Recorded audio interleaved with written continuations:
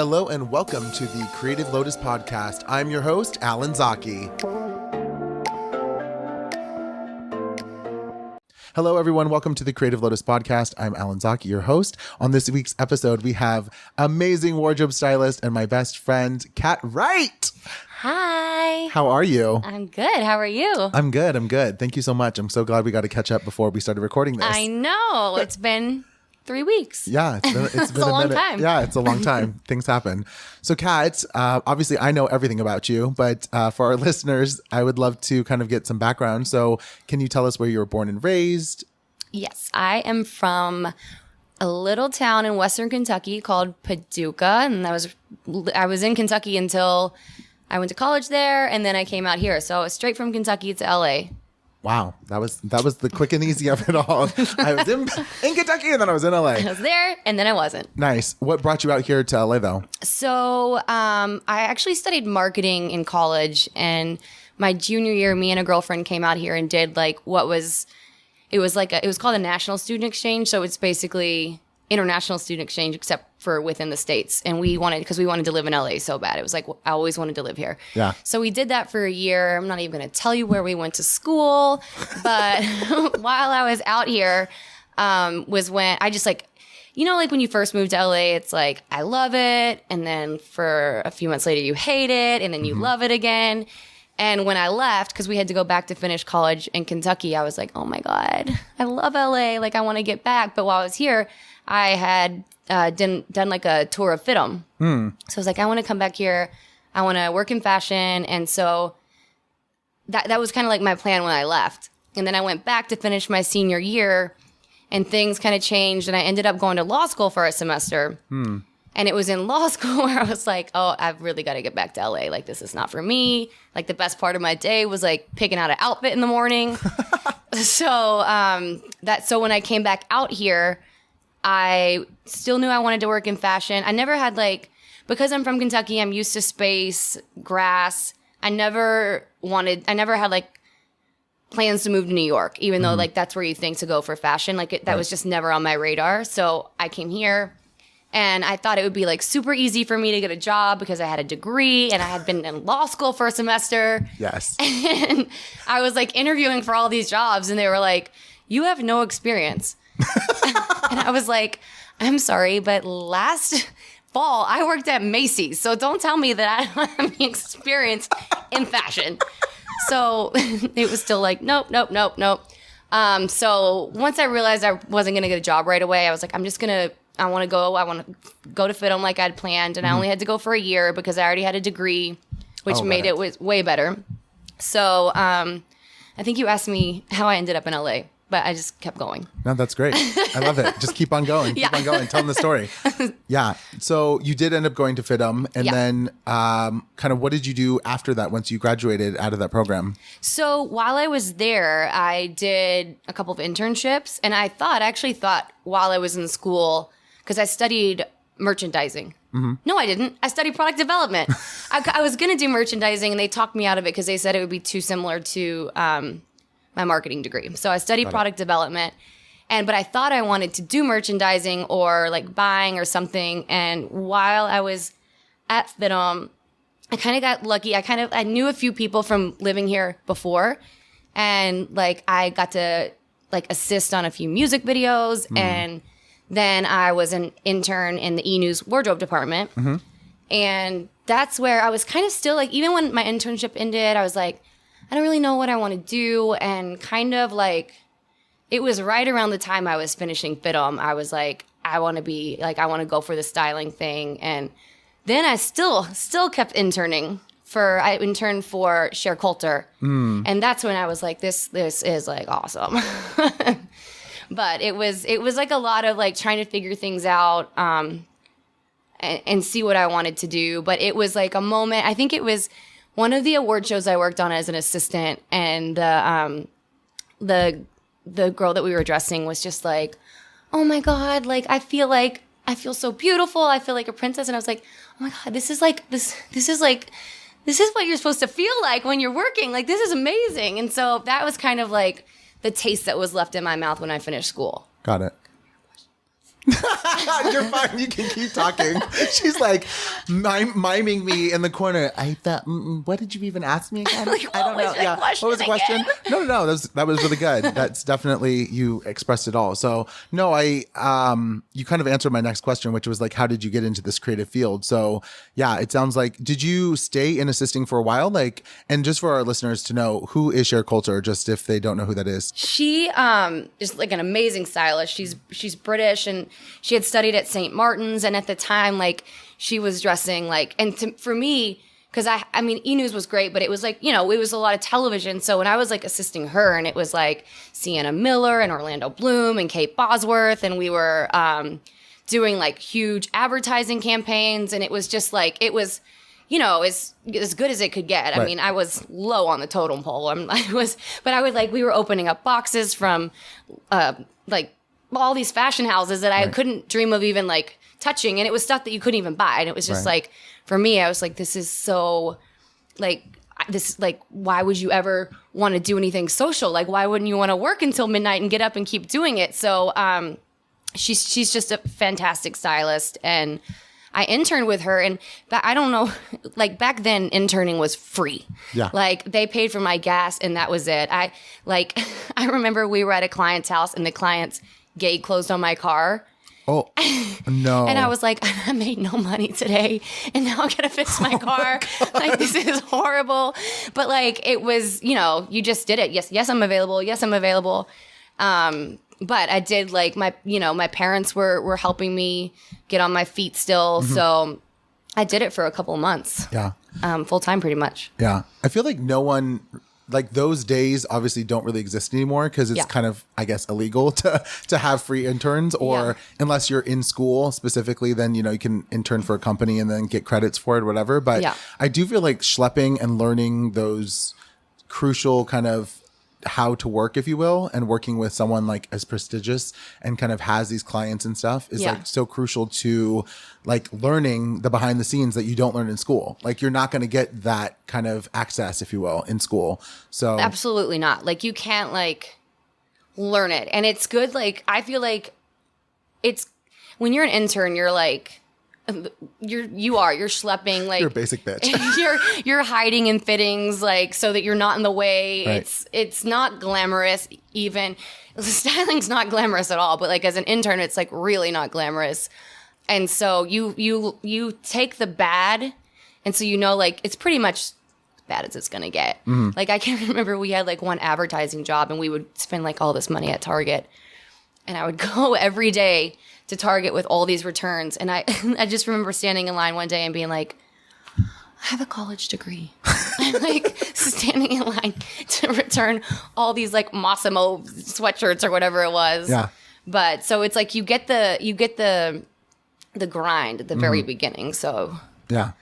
So it's funny that you say that, because I definitely have had those moments when I was working production where you're standing there with an entire cart full of crafty, and literally it's like $450 worth of junk food and snacks. Yeah. And I'm like, I went to a professional college and have a BA, and this is what I'm doing with my life right now, getting paid to do this. Okay, great. Yeah. At least you were getting paid. Yeah, touche, yes. But this was many, many, many years down the road from coming to Los Angeles. So yeah, I totally get that. So kind of talking about, you know, let's say you're like your personal struggles that you had to kind of, when you were starting out, but even more recently, what have those struggles really been, and how do you think they've helped you to like stay creative and really in the industry?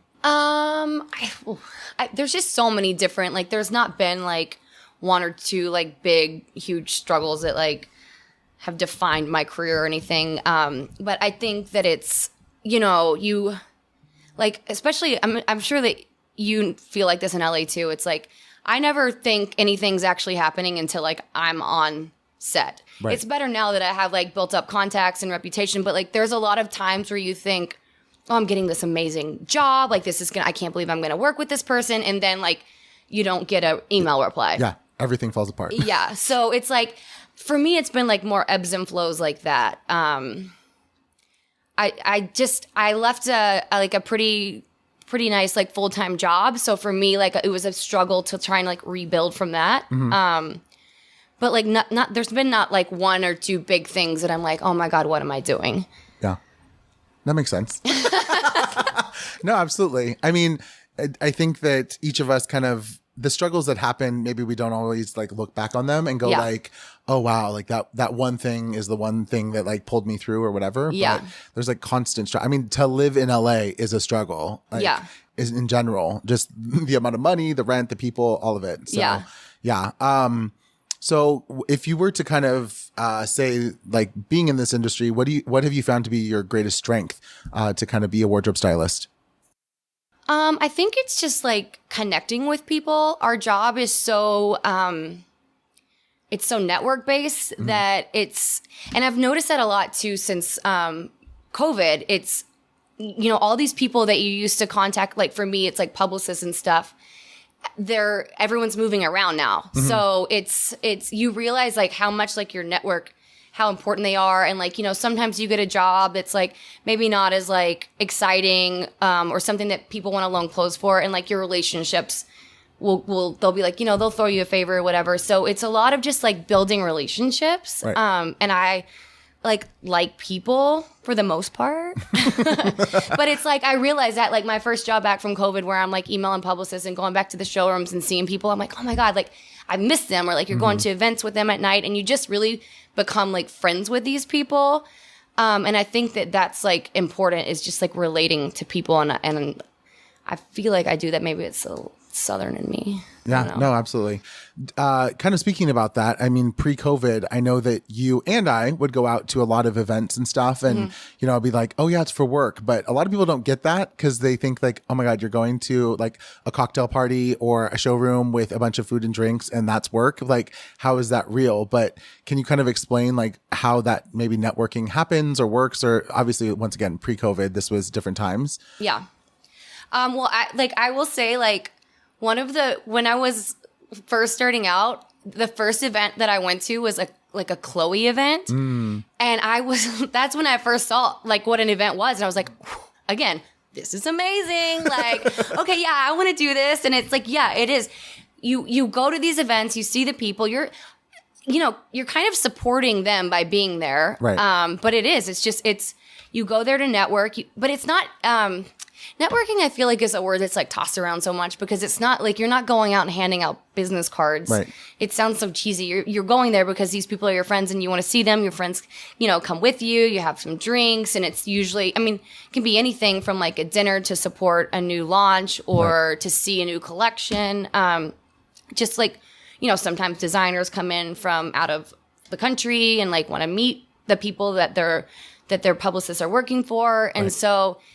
That's the one thing that I really probably miss the most from COVID. Not the most. I mean, there's a lot of things that I miss, but like work-wise, like I loved that because that was when, you know, you kind of get to kick your heels off and dress up and put your heels on and just like meet these people, talk to these people, have drinks with people that you're grinding with on a weekly basis and just kind of talk to them and like build relationships with them. And it's like fun. You get to dress up after like, for me, schlepping clothes all day. So that's the event life. Yeah, no, it's amazing. I know that I was always stunned at how often and how much you would go to these events because coordinating our schedules together was like a nightmare because you're like, what are you doing tonight? Well, I'm going to go to this one event, but it's on like the West Side. And then I'm going to come to West Hollywood and stop into this. And then I'm going to also go to this other one. But then I don't really want to go to downtown LA, but like it's really supposed to be fun. And I know that my friend's going to be there. So, and I'm like, girl, like this is all in one night. Oh like, my God. Get out. I totally even forgot that we would do that. Like we'd be like 3 events in one night and it's be like, okay, but like so-and-so said she's going to this event at this time. So we need to go to that one first. And then we need to go, and then we got to park, but should we park here and Uber to this one? And it's just like, and that's all after like a day of work. Exactly. Yeah. So. This was after the 5 p.m., 6 p.m. like drop offs that you would do. Then you would like throw on the heels and a cuter top and go straight into like a showroom or an event. Well, and then you know me and I'm like, okay. And like we have to go eat at some point. Exactly. So like where are we going to dinner? I know it's going to be 11 o'clock, but yeah. Oh, I miss those days. The good old days. Yeah. I know. Maybe it will come back. I don't Hopefully. know. It's interesting. So speaking about that, what do you think of kind of like the fashion world? I know that you said like going and getting those connections going again post-COVID and, you know, starting to work again back on set and everything, you know, so much has changed in the fashion industry. Like, do you kind of, from a stylist perspective, kind of see it as going back to normal, or have so many places like closed or maybe gone in new avenues and directions? Like, how do you really see styling working?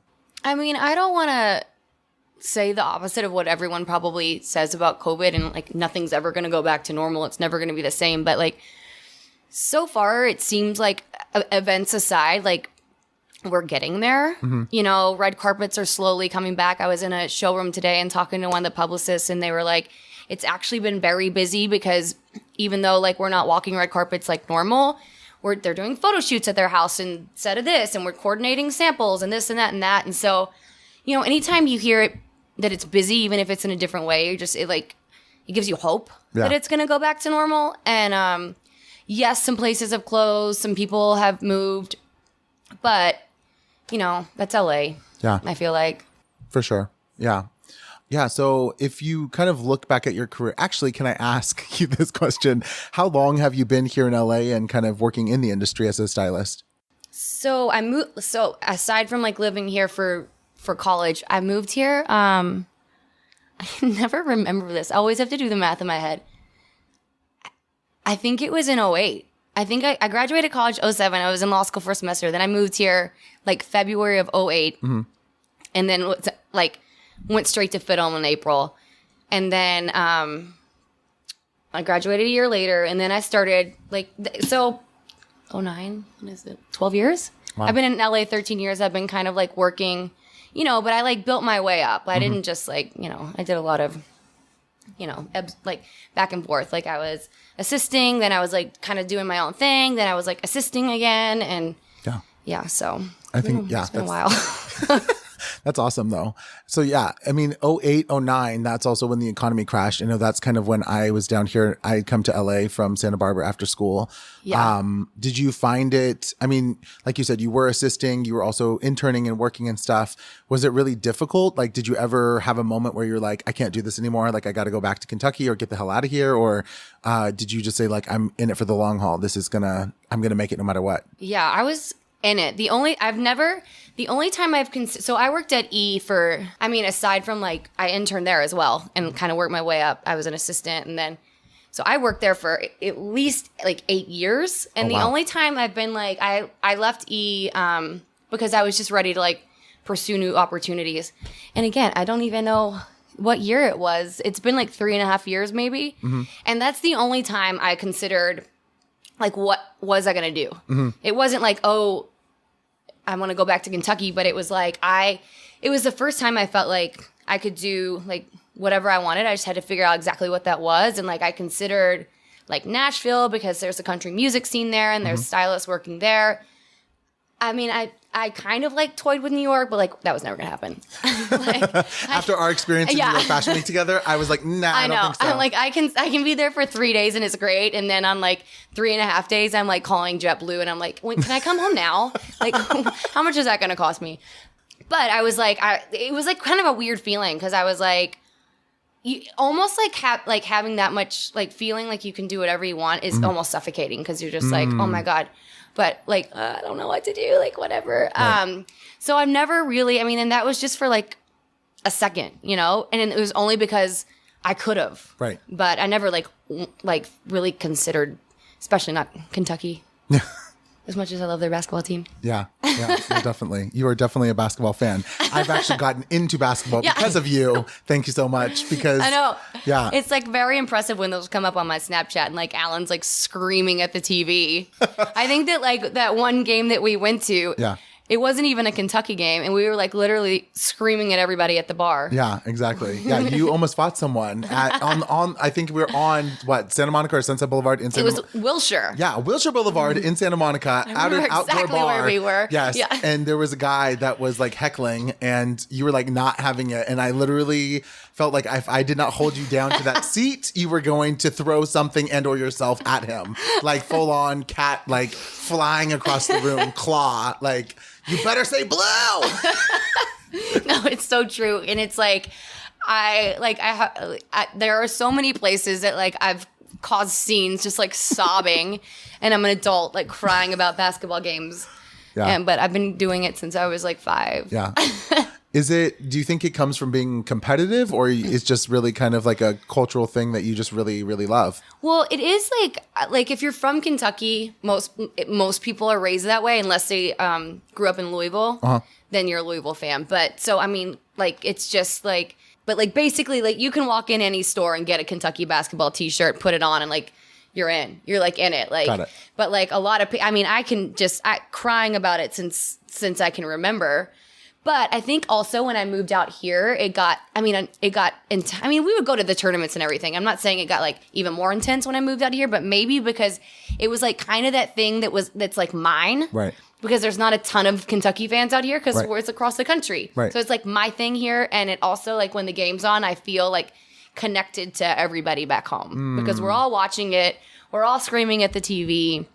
We're all like crying. Like a lot of people in Kentucky cry when we lose.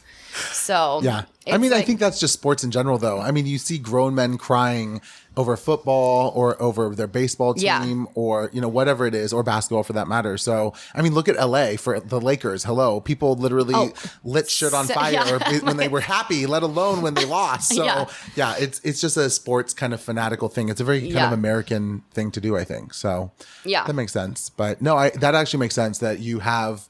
It's like a sense of home, even when you're not in your own state with your own family, because it's, brings you all together. Yeah, totally. So, but you got me hooked on it. I'm very competitive. So, and I don't even care what the heck the name or the colors are. If I'm with someone, I'm like, let's go. Oh, we've screamed at a lot of bars together over Kentucky basketball, which is actually very funny because I still don't know if you know the rules. I mean, I kind of do, but not enough to actually play a game and or score something. So that's that. But it's fun. Yeah. I like it. And the food and drinks that go along with it is great. Love some nachos. Yeah. Oh gosh. Dang. Gonna make me hungry. So while you've been here quite a bit of time and obviously working in different genres and areas, have you ever had a moment where you felt like, wow, I really made it in my career? Something that maybe you've been really fighting for, or really working towards, you know, moving out here and everything, and then like it finally happened, and then kind of how did you feel, and like what did that really mean to you, I guess? Well, kind of like when you asked me about like, has anything like negative ever happened?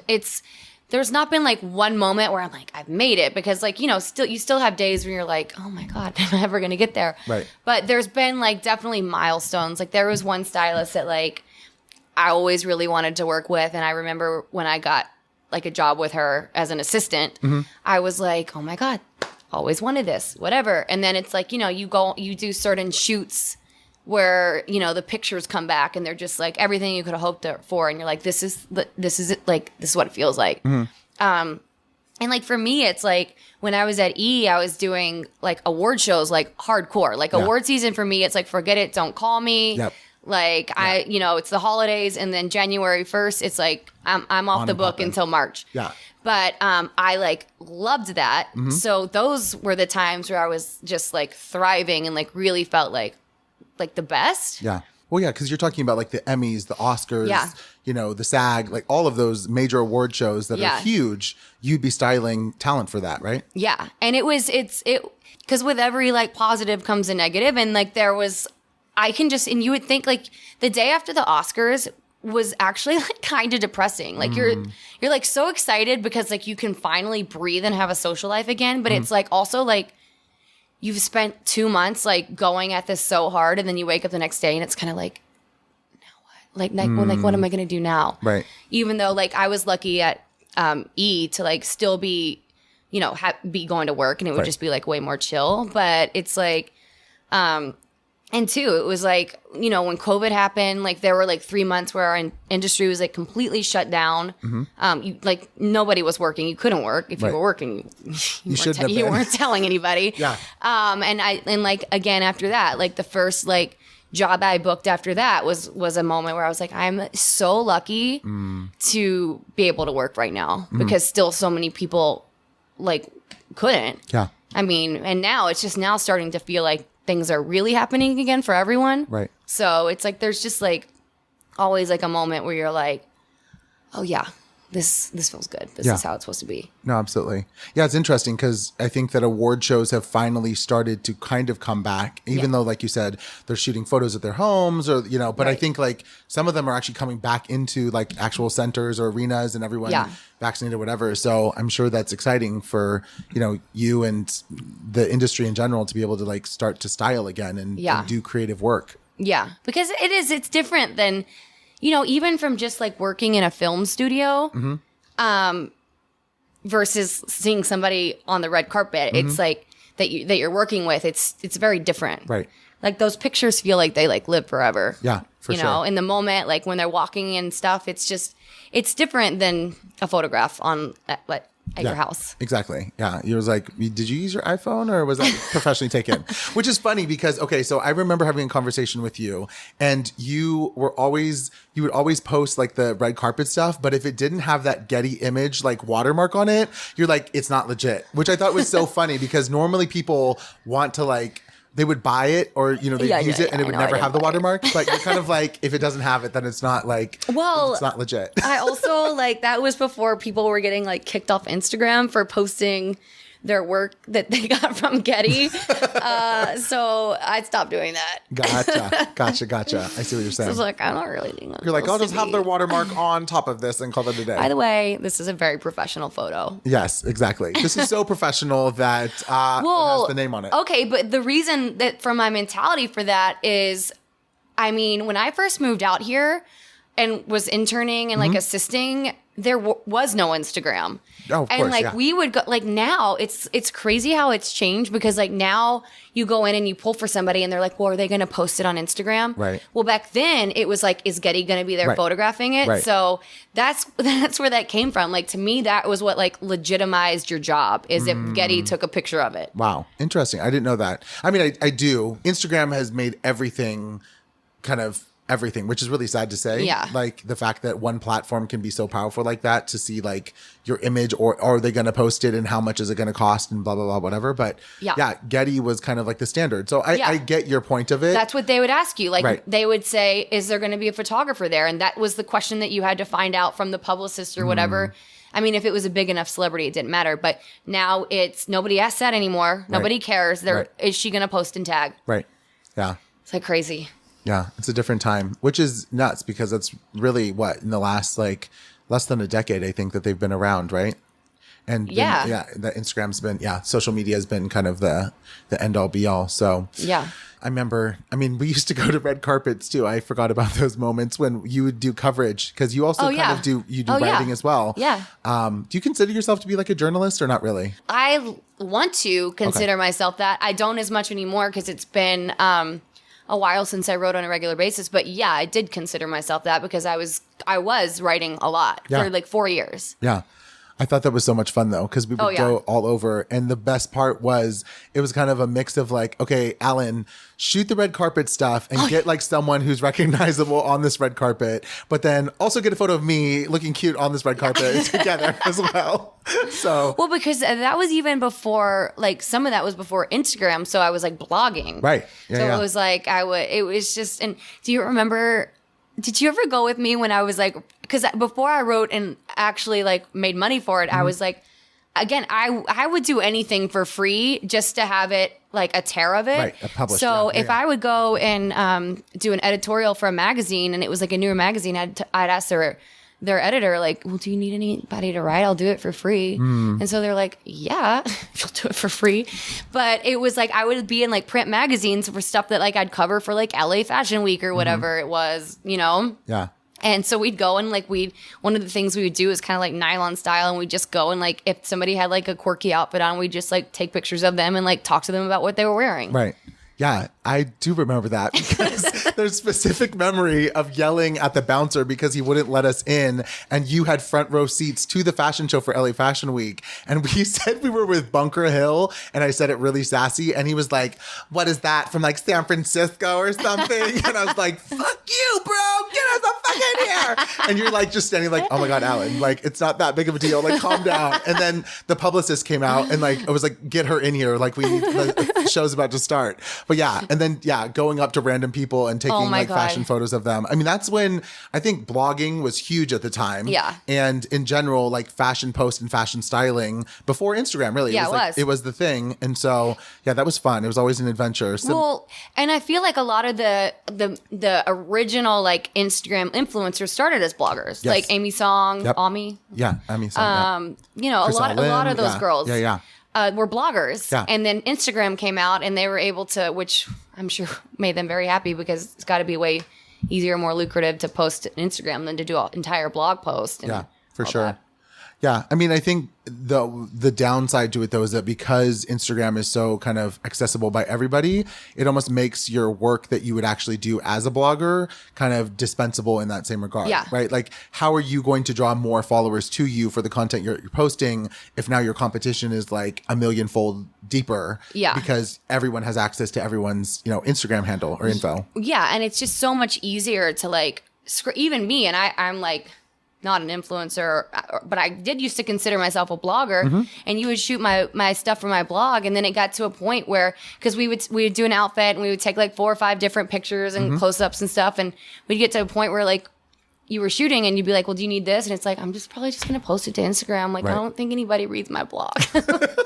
I think it's just Instagram now. Yeah. No, it's true. I remember, because we would shoot, we do like a ton of looks and we would shoot so many different like cool angles and locations and do all this stuff. And then, you're kind of like, I don't even know why I'm doing this because it's harder to get people to convert from one platform to another. So if you want them to say, go from Instagram to your blog to actually read the post, you're like, how and why, and if everything is on Instagram, they're just going to stay on that platform until they close the app. Yeah. So no, it makes sense. Do you still shoot or want to shoot kind of, creative stuff of yourself? Because I know that you look amazing and you do style such great looks for yourself, but you're really very, very sweet.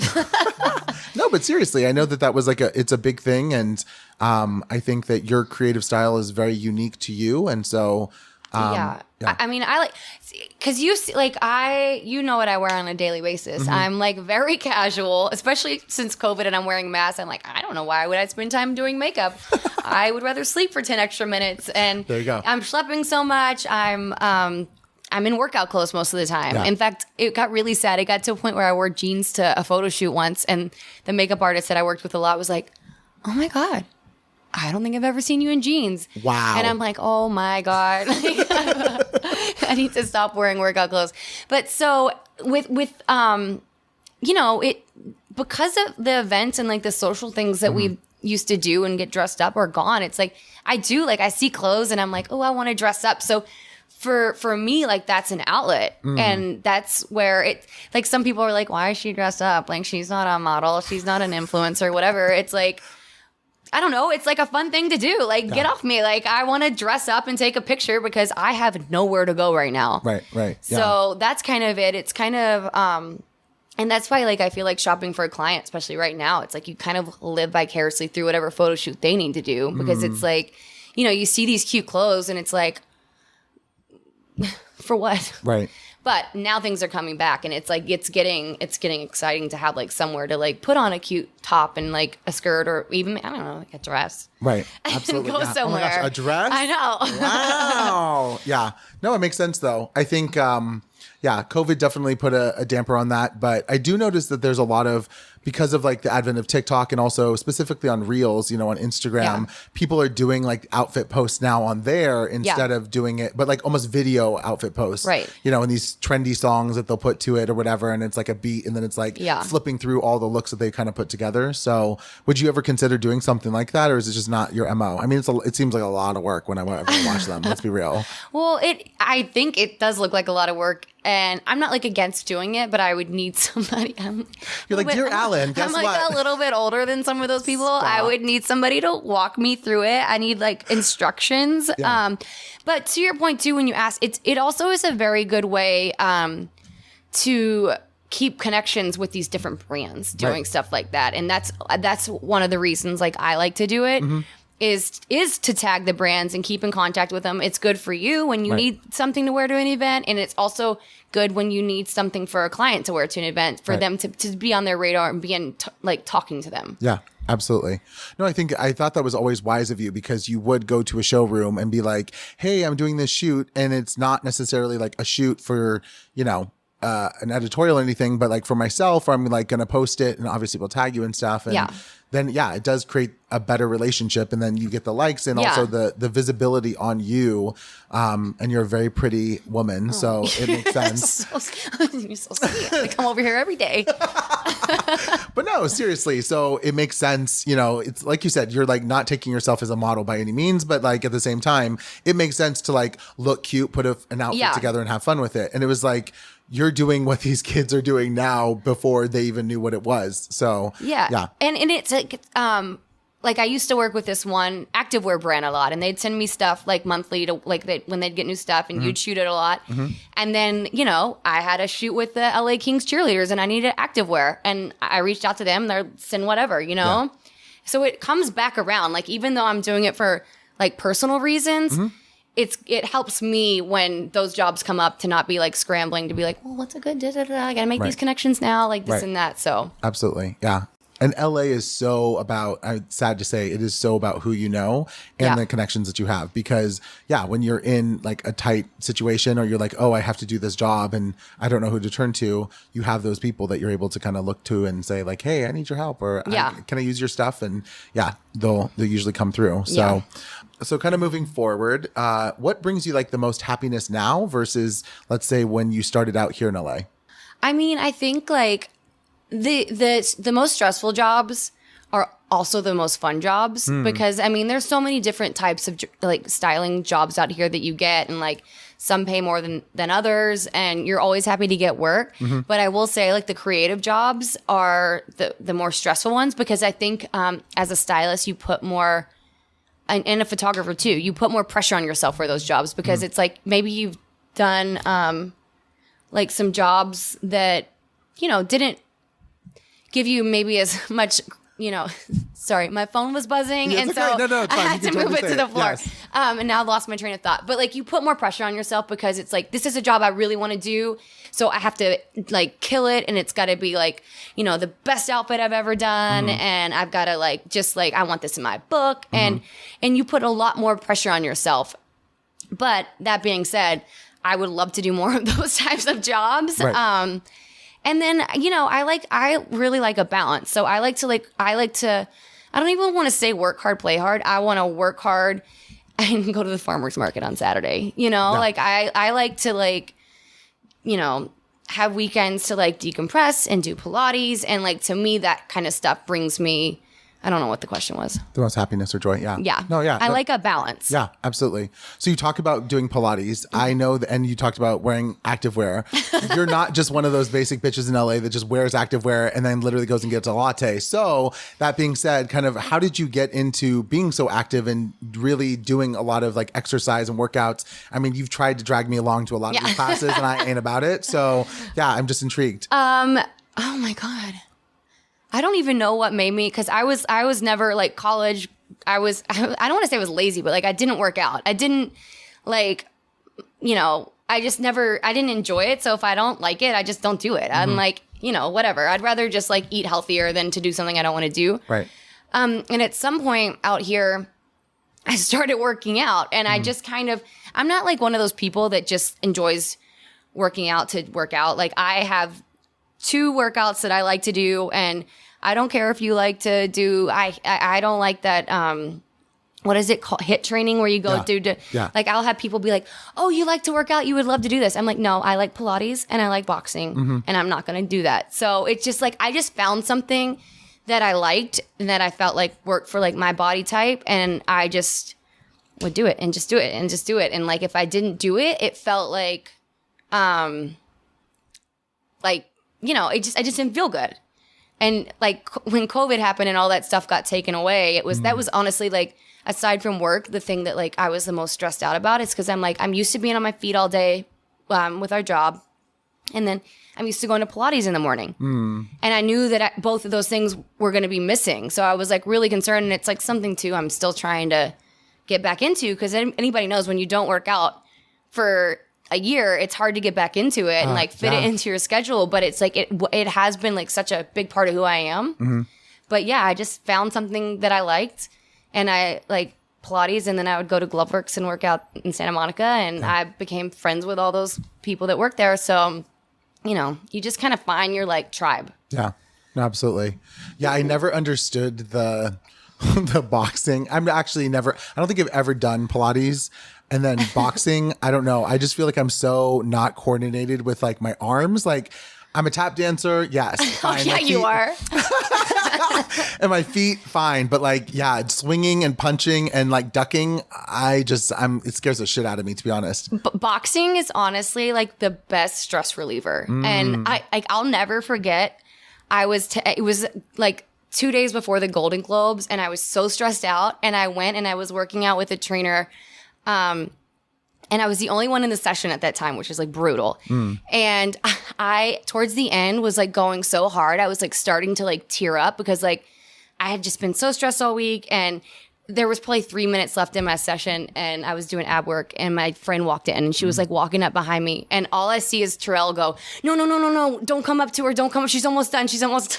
Because he like knew how just much I needed it. And he just knew the second she walked in, it was like going to break.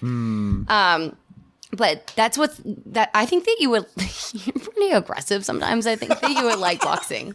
I'm extremely aggressive. And you also know like all the guys at Gloveworks, so you should definitely go. True. Yeah. No, I think the other hard part for me, Kat, is the fact that, they're on the other side of town, and so that it is a commitment, which I think is good, especially when you're doing exercise, because that keeps you accountable for sure. But, you lived in Santa Monica, so it made sense for you to kind of go there. But no, I definitely like it. I mean, for me, it's been tennis. That's my thing that I've gotten back into as for exercise. And you could do it during COVID because you could go outside and swing a racket and get all that aggression out. But yeah, I don't know. I think I should try out boxing, because I do think I would enjoy it. It just seems difficult. Well, and it's like you could be like me. I'm like one of those people that like, I know what works. Like I have a friend that's always like, let's go on a hike. And like, to me, like, I don't want to go on a hike. Like, I'd rather die. I'm like, I either want to go like bust it at a Legree class, which is the Pilates method that I do, or I would want to go drive up the mountain and look at the ocean. Like, I don't want to try and mix it and get like, that is not fun to me. No. Yeah. But I am like what you said about like getting to the other side of town. That could be hard, because that's another reason I do classes, is because it holds me accountable, because I know if I sign up and don't go, it's going to cost me like $20, and I'm pretty cheap. So I'm like, I signed up, I will go. I don't care if I'm hungover. I don't care if I wake up and like I'm tired. Like, I don't want to pay that $20. Yeah. So actually, that leads me into my next question, which is about your work ethic.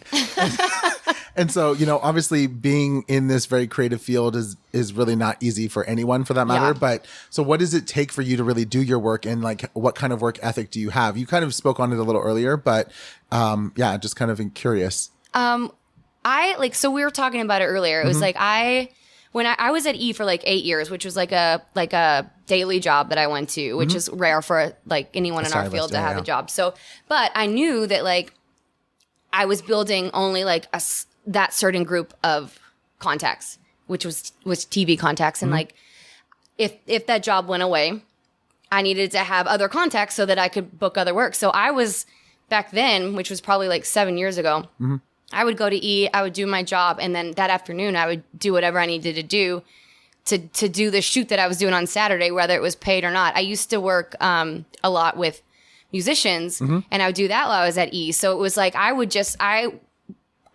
am like all in, or on the couch watching Housewives all day. Yeah. But so I think too, it's like the more that you're working, the more you want to work. And so I'm the type of person that will like just pick something up, and then, if the thing wraps at 4, I'll be somewhere else at 5 if I have to be. Right. Now it's more about because I want to make money. Yeah. But then it was because I wanted it all. Yeah. I mean, I still want it all, but I also like rest. Yeah, no, absolutely. No, I think that, your work ethic has always been amazing because like you said, even if you're working one job, you're already thinking about the next and going to do the work no matter what. It's not kind of half-assed or, I'd rather not just because I need to sleep or I want to do whatever. But the hustle is always there. And I think you do need that to stay in this industry and keep going too. Well, and it's because I think we're all like this. Well, not all of us, but I know you and I are. It's you don't say no unless you just really cannot do it because you never know. We're freelance, so you could have one week where you're working a ton, making very good money, and then next week maybe you just work one day. Yeah. So it's I feel like I'm just a yes person unless I don't think that it's going to benefit me as far as whatever the project is. Yeah, no, absolutely. It's funny too, because I met you through a mutual makeup artist. Why are you laughing? Stop. So, but yeah, I met you through a makeup artist who also worked at E. And so I think at the time you were kind of, I don't know if there's junior, senior, but you were styling in the department there. But he kind of pulled you out and said hey, you should come and do this test shoot with me and Alan. And to this day, I'll never forget that photo shoot. The H&M one? Yeah. We were trying to make advertising photography. And it was amazing because I think you did a really great job and we really hit it off, which was fantastic. But it's funny because looking back at those photos, I think we literally had butterflies, birds and butterflies that we were throwing in the air.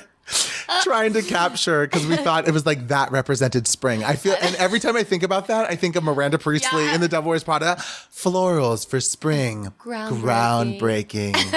Yeah, exactly. It's kind of birds and butterflies for spring. All right, bitch. Gotcha. Honestly, I think when that happened, so the first job I got at E, not as an assistant, I was filling in for somebody who was on maternity leave for 6 weeks. So I think that's when that was. Okay. I honestly felt very bullied by you two. Oh! Wow.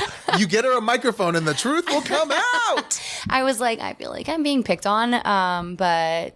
Okay, let me put it this way. I get very queenie around other gay men, or maybe just in general, but I do think that it definitely probably came out, and I will say... I hadn't even really met. We literally met for the first time. I think at Century City Mall or something. Yeah. But I think that beyond that, we didn't really know each other. So I apologize. I'll just say that on air that I apologize if I was bullying you. But so the makeup artist on that shoot was very much bossy and also art directing. And I think so that's why he was kind of pushing both. I felt pushed myself too. Let's be real. I felt both bullied. Yeah, we were both bullied by this person. Gosh. Broken. Yeah. But no, I think that it was definitely it had that feeling. And all jokes aside, I was really happy with the photos and I was really happy with, being able to work with you and kind of getting new creative people to work with. From that, everything kind of started to blow up. We started doing more work together. And so it was that was my first test shoot. I had done one before that with him that was just beauty. So it was for me that was jewelry. Yeah. And then I felt we really hit our groove when we did the other one out in the woods. Oh my gosh, I forgot about with that. Melissa. I think it was Melissa. I still love those pictures. Yeah, that was fun. Yeah. That was crazy though, because so I've shot at that location 3 other times. Really? But I didn't realize that it's pretty much Waste Management owns that property. Oh, cool. Great. Yeah. And I'm is there dead bodies or some sewage going on behind this plant? I don't know. It's bizarre, but it's gorgeous. And it looks like you're not in California. Yeah. Because the backgrounds and everything. Yeah. I think that was an editorial where you pitched that as a spec to a magazine. Actually, I think, didn't Bunker Hill run that? The magazine that you and Probably. Yeah. But that was definitely the beginning of our friendship and ultimately working together and all the crazy times rolling from there. So, and so good. So, with everything that you've kind of done through starting at E and then obviously going freelance more recently, what's one thing that you've really learned about yourself from working in this industry? I think that I've learned, it's not super personal, but I've learned that you really have to sometimes take as much as you want to work all the time and you want to, get great shots and have a great book and make money and do this. You have to really take a step back sometimes and, take a time, take a vacation, get a massage. You really have to take time for yourself to just keep going at that speed. I think that I've when I left I took a vacation to Italy.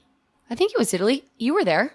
Yes. I was trying to remember if that was the thing. So my friend got married in Italy. We went to Italy. Yeah. And it was one of those things where I was like, I had just left this job that I've had forever. And I'm like, is it a good, I was always going to go to Italy because they were getting married. But it was like, oh my God, like I'm going on this trip. I'm going to spend this money. But like doing that, I just like, I felt like leaving a job that like was definitely time for me to leave. Mm-hmm.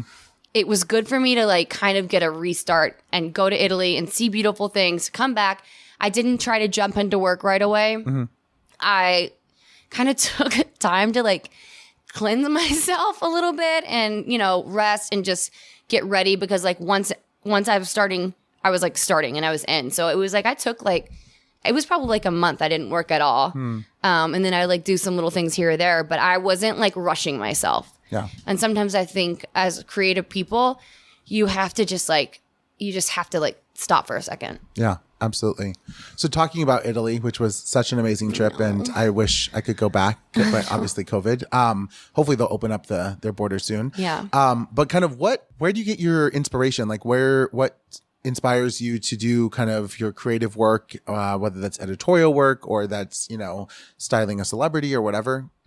I think that it's like, I feel like it's experiences because I feel like when I'm doing something that like makes me really happy, it excites me to work. Does that make sense? Yeah. It's like and as far as like visually, it's like seeing people on the street. I mean, I'm not somebody that can like look at a palm tree and be like, oh, like I have this good idea for an outfit or this good idea for a photo shoot. It's just like seeing people and like how they put together outfits, going to, like I remember going to Paris and just seeing the way the mannequins were styled and how different it was than like what we see here. So it's actually people and then just like experiences and because when I'm happy and I'm like experiencing something new, I'm like, I just can't wait to get back to work.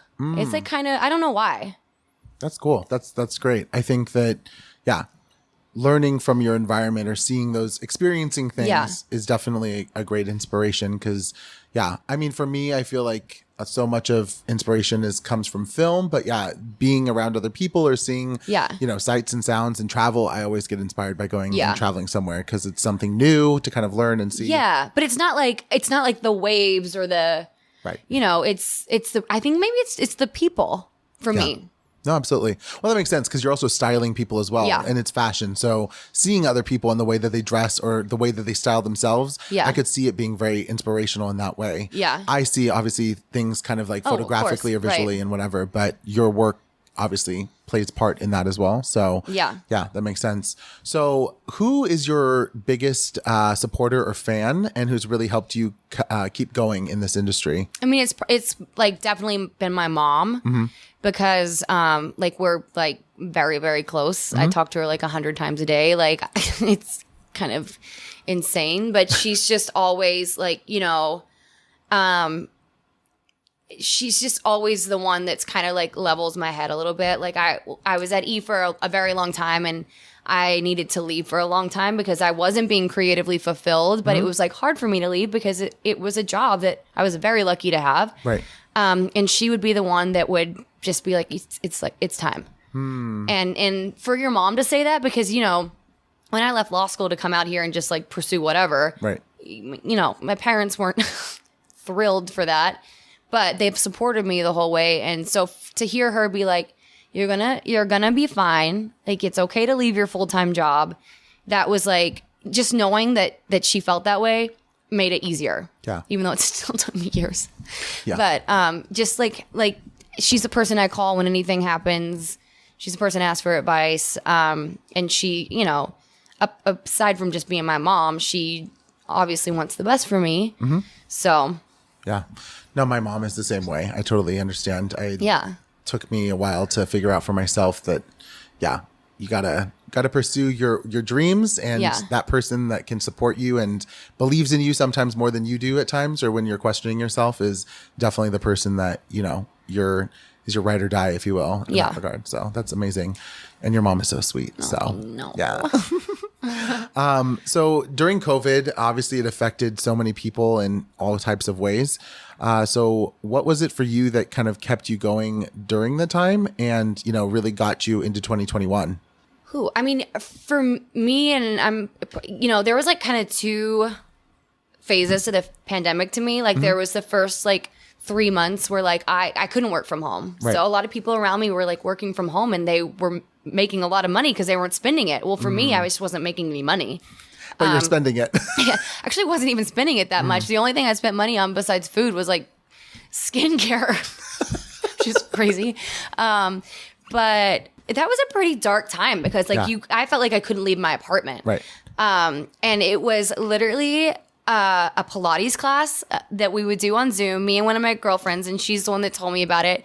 It would be the same time. So that was what got me out of bed literally. And I would get up and I would take that class and I wouldn't know what I was going to do for the rest of the day. But like that got me, like kept me sane. Yeah. Until in July, like work did start coming back. And we couldn't go out to bars. We couldn't go to restaurants. We couldn't travel. But for me, like once work came back, I just felt like so much more myself. And because you know how it is, it's like in our industry, it's like you are your work and your work is you. And I remember talking to I have a Reiki healer, and I remember talking to her about it and just being like, I don't even feel like I don't even know where I am. I don't know where I've gone. I don't know who I am. I don't feel like myself anymore. And she helped me a lot with that, just, kind of separating, like your work is not you. But that being said, once I could work again, I was just like, I'll wear a mask. I'll wear a hazmat suit. Like whatever you need me to do, I'm not going to complain. Just please book me on this job. So that did get me through like the next part of COVID, was just being able to go to work and like at least have some sense of normalcy. Yeah, no, absolutely. I totally feel you.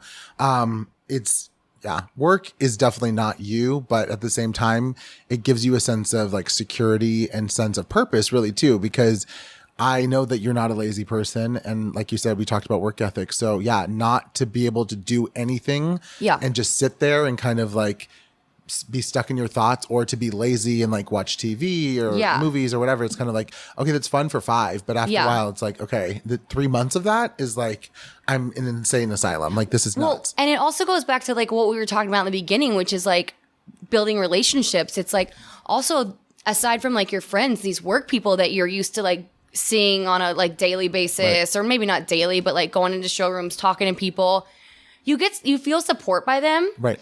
And then they're gone because you're not working. Yeah. So it was wild.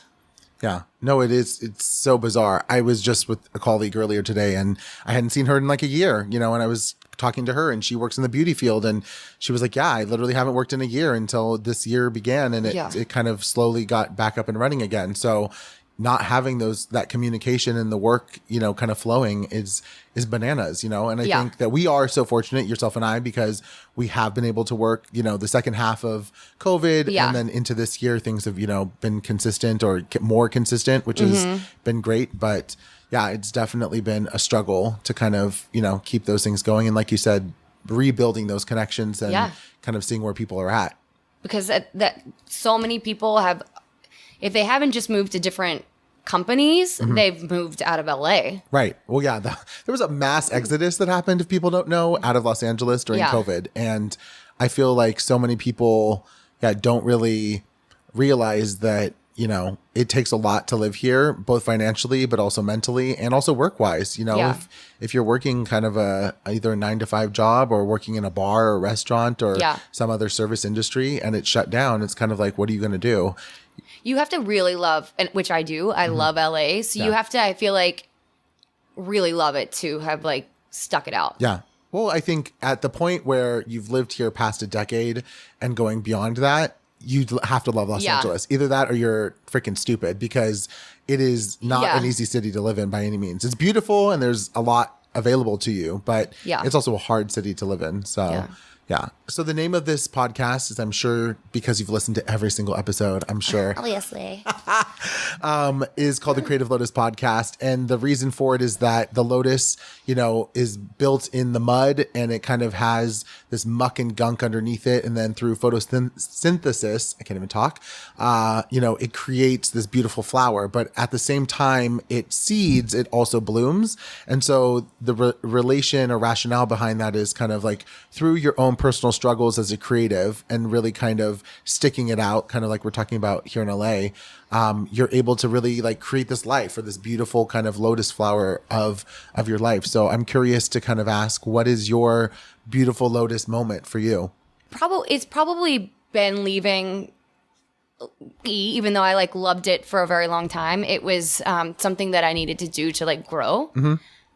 Which I'm like there were moments obviously after leaving where I was like, what have I done? Because the first year, I think after that was, it was up and down and up and down. And I mean, it still is, but like then it was like, but I think I've gotten to do so many like fun things and projects. And if I would have never have just taken that little bit of leap of faith to do it, and which is how I think anybody feels when they leave a job, I wouldn't have gotten to experience all these things. And I've seen a lot of like relationships and like, oh, I met this person, and because I met this person, I was given this opportunity, and this opportunity led to this opportunity.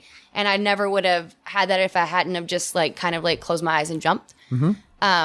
So that's probably been it, because it was, the first like couple months were pretty scary. Yeah, absolutely. Do you you talked about Reiki and everything. Are you kind of a spiritual person, or do you have faith that's kind of also helped you to kind of make it through your time here in LA and working in this industry? Well, I was raised Christian, so I was at church every Sunday, every Wednesday. Good little Kentucky girl. Yes, I'm a Southern belle. So, I mean, that like obviously like resonates with me. But I do believe a lot of like the universe, and I think that I like to trust that things happen for the reason that they're supposed to happen for. Right. Whether that's good or bad, or I think that I believe in energies, and I think like one energy, like I think we were talking about it, it's like, I had this one friend that I didn't really like enjoy doing the things that like, she loved to hike. But damn LA hikers. But I would go on hikes with her because her energy was just so good that I would leave there feeling better, even if I didn't enjoy what we were doing. And so wow. I think that, there are energies out there, and that kind of stuff I feel like, and definitely like karma. Yeah, absolutely. And all that stuff. Okay, nice. So yeah, I think it's interesting because I think that there's like a synchronicity of every person that we kind of come in contact with. There's like no coincidence like for those people. So yeah, talking about energies and someone that, even though you may hate the actual activity that you're doing, to be around that person brings you joy or happiness, or like a sense of like, wow, I really love this, it says so much about like the person, but also like the synchronicity of your guys' life, and that, there is no real coincidence that you are hanging out and enjoy that time together. So yeah, I can definitely relate. So kind of looking to the future, what are some goals that you may have for yourself as a stylist, or just for yourself in the next, like, let's say year, 5 years, 3 years, 10 years from now? Oh my God. I knew you were going to ask me this question. I'm like so bad. I'm like, I don't ever write down like goals. Wow. I know. And I know that you feel as if that's very important to do. I would obviously like to have a family. I mean, not obviously. I would prefer to have a family. I do want to get, like, speaking to like what we talked about a little bit ago, is I'd love to get back into writing more. I always like felt like that balanced out the like hectic lifestyle I had with styling, is that like, oh, I could go home and write and like not move for a second. Yeah. So I would like to do more of that. I don't know like exactly what that means, like as far as like my career and stuff, but yeah. And that's a terrible answer, but that's what you're going to get. No, that was great.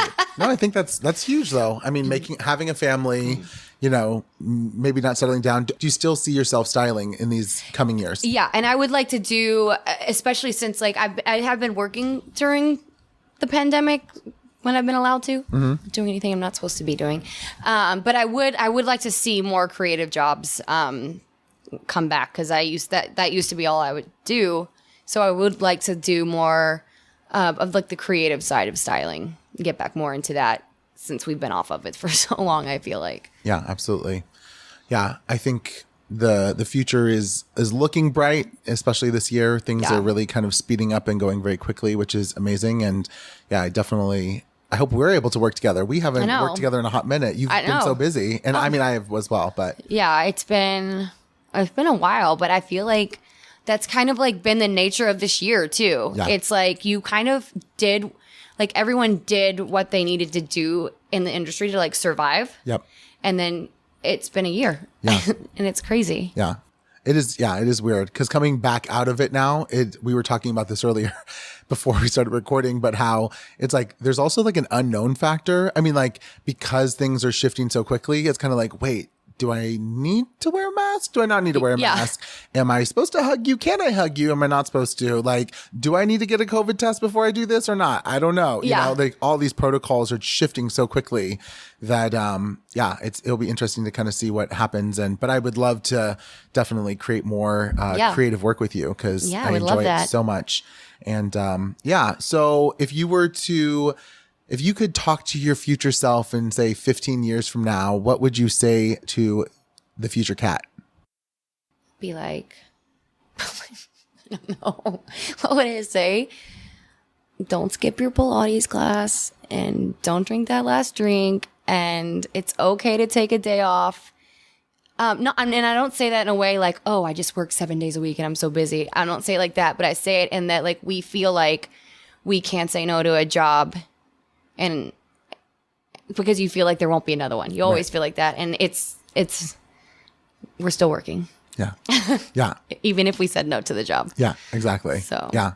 I think so much of what you just said comes from a place of like appreciation as well, though, in the sense that, we as creatives, we do freak out or have those moments of like, oh my gosh, there's the unknown factor is really scary, because it's not a 9 to 5. We can't just clock in Monday through Friday. So, but yeah, being so appreciative and knowing for yourself that like, no matter what, I'm still going to keep working. Like there's always going to be more work out there as long as I keep not only hustling, but like going after it. Yeah. And it's another thing is like, you're not as replaceable as you think you are. Exactly. I think we always feel like we're so replaceable in this industry. And if you build like relationships and you're good to like your clients, if you can't come to work one day, you're still going to see them again. Yeah, exactly. But I think what you tapped into and what I've been recently thinking about is so much of that also comes down to, as a creative, your own self-worth and believing in it as a stylist or as a photographer, whoever, right? Yeah. And knowing that like your value is this high, right? Yeah. And I'm raising my hand to the ceiling, people.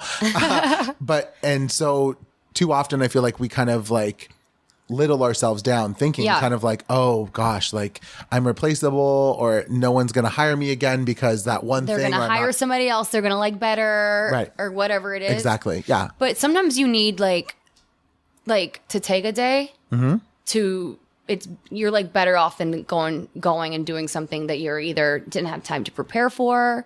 Like I have trouble because stylists have to prep things.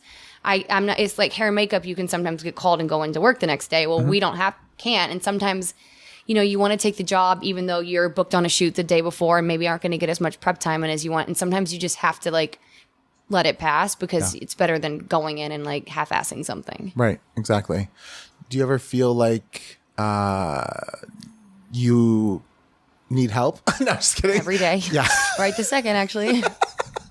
No, it's, I say that in the sense of like, you obviously came up as stylist assistant, right? And also intern. So like, as things start to pick up and you start to work more, do you kind of want to like build, a team of people, or have kind of not people under you? Cause I don't like saying that, but I think that having a team of people to help you be able to take on more jobs and be able to work. Of course. And it's hard to like, especially now, like so many people that used to help me are Some of them have moved out of LA. Some of them have gotten full-time jobs doing something completely unrelated to styling. But it's hard. It's hard to like let somebody new in because normally you don't think that you need them until like you have a really big job and you need help with it. And that's definitely not the time that you want to test them. Yeah. Test the waters. So like I find myself like, it's like the day before and I'm like, you know what? Shit, I should have like had somebody come in and I should have asked somebody if they were available last week. And now it's the day before and I'm like,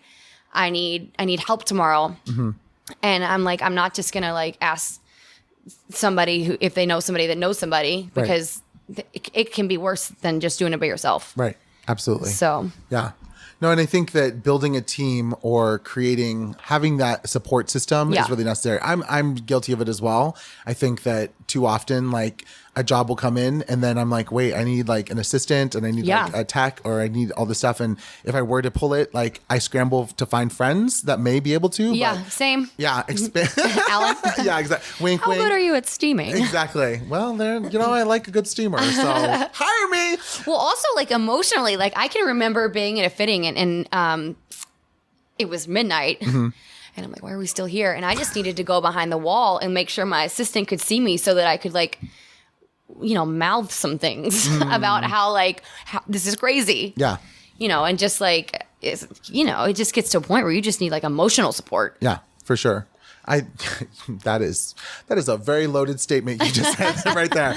We just need some emotional support. I'm like, this is not therapy, but listen, we all need it at times, especially when we're working this hard. So absolutely. Well, Kat, thank you so much. Do you have anything you want to add for yourself to lead us out? I mean, I don't have any like great words of wisdom, but I did like when we were talking, it was the first time I'd ever thought of it. You're not as replaceable as you think. And I feel like that resonates with a lot of people in our industry because we kind of like are running around scared sometimes. Yeah. So it's good to know that like there are people that have your back. Yeah. Yeah. Well said. I love that. So if people want to follow you and see what Kitty Cat's up to, where can they follow you, both on Instagram or any other social media platforms? Well, I am Cat Wright Style and it's with a C. Meow. That's just my handle and everything. Cat Wright Style. Yeah. Love it. Yes, please go follow her. She's so fun, posts fun stories, always out and about. And you can definitely see some of her amazing styling as well. So thank you so much, Kat. Of course. I look forward to getting some food. So let's go do that. Or a drink. Yes. Hello. Okay. Bye. Bye. That was such a fun episode. Thank you so much to Kat for coming on and talking with me about everything. This week's Buddhist quote of the day is, "One's true worth as a human being is not a matter of outward appearance or title, but derives from the breath of one's spirit. Everything comes down to faith and conviction. It is what is in one's heart and the substance of one's actions that count," by Daisaku Ikeda. Hey, Creative Lotus fam. Thank you so much for listening to this week's episode. If you're listening on anchor.fm, you're actually able to leave me a voice memo in the messages section, and I'd love to hear what you have to say. Please leave a message and I can add it to an upcoming episode and getting your point of view on the Creative Lotus pod.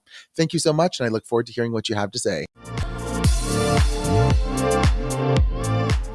Thank you so much for listening to today's episode of the Creative Lotus Podcast. I'm your host, Alan Zaki. Please go ahead and subscribe, rate us, and write a review. And follow me at Alan Zaki on social media. I look forward to having more amazing creative dialogues on the next episode.